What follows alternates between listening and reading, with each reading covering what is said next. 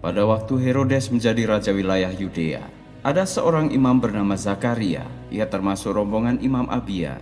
Istrinya berasal dari keturunan Harun, namanya Elisabet. Keduanya adalah orang-orang yang saleh di hadapan Allah.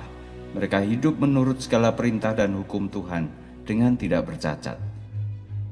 Tetapi mereka tidak mempunyai anak karena Elisabet mandul. Selain itu, keduanya pun sudah lanjut usia. Pada suatu kali, ketika tiba giliran rombongan Imam Abia, Zakaria menjalankan pekerjaan keimaman di hadapan Allah. Menurut adat istiadat pekerjaan imam, undian dilaksanakan dan menentukan siapa imam yang bertugas masuk ke dalam bait Allah dan membakar dupa di situ. Kali itu, Zakarialah yang terkena undian. Pada saat pembakaran dupa itu dilakukan, seluruh umat yang berada di luar memanjatkan doa. Lalu malaikat Tuhan memperlihatkan diri kepada Zakaria. Malaikat itu berdiri di sebelah kanan meja tempat pembakaran dupa. Ketika Zakaria melihat malaikat itu, ia terkejut dan menjadi sangat takut. Lalu kata malaikat itu kepadanya, "Jangan takut, hai Zakaria. Permintaanmu telah didengar dan istrimu Elisabet akan melahirkan seorang anak laki-laki untukmu. Hendaklah engkau menamainya Yahya.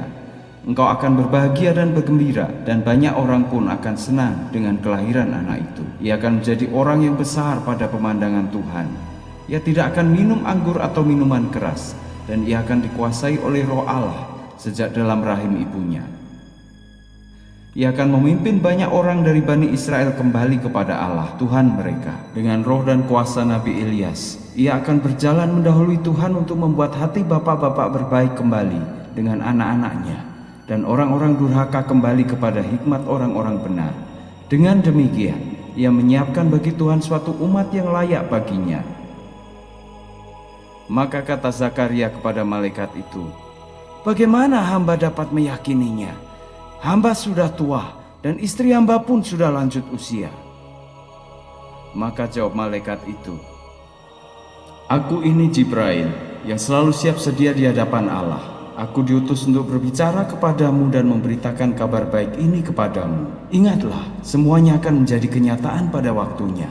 Akan tetapi oleh karena engkau tidak percaya pada kata-kataku, maka engkau akan menjadi bisu dan tidak dapat berbicara sampai saatnya segala perkara itu terjadi." Orang banyak yang berada di luar menunggu Zakaria. Mereka heran sebab ia begitu lama di dalam bait Allah. Maka ketika ia keluar dan tidak lagi dapat berbicara kepada mereka, mereka pun tahu bahwa di dalam bait Allah ia telah mendapat suatu penglihatan dari surga. Dengan bahasa isyarat ia berbicara kepada mereka sebab ia telah menjadi bisu.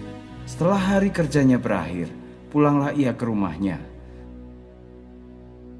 Tak lama kemudian mengandunglah Elisabet istrinya. 5 bulan lamanya Elisabet tidak memperlihatkan dirinya kepada orang-orang. Ia berkata, "Ini adalah pekerjaan Tuhan bagi diriku." Akhirnya ia memperhatikan aku dan menghapuskan aibku di depan orang.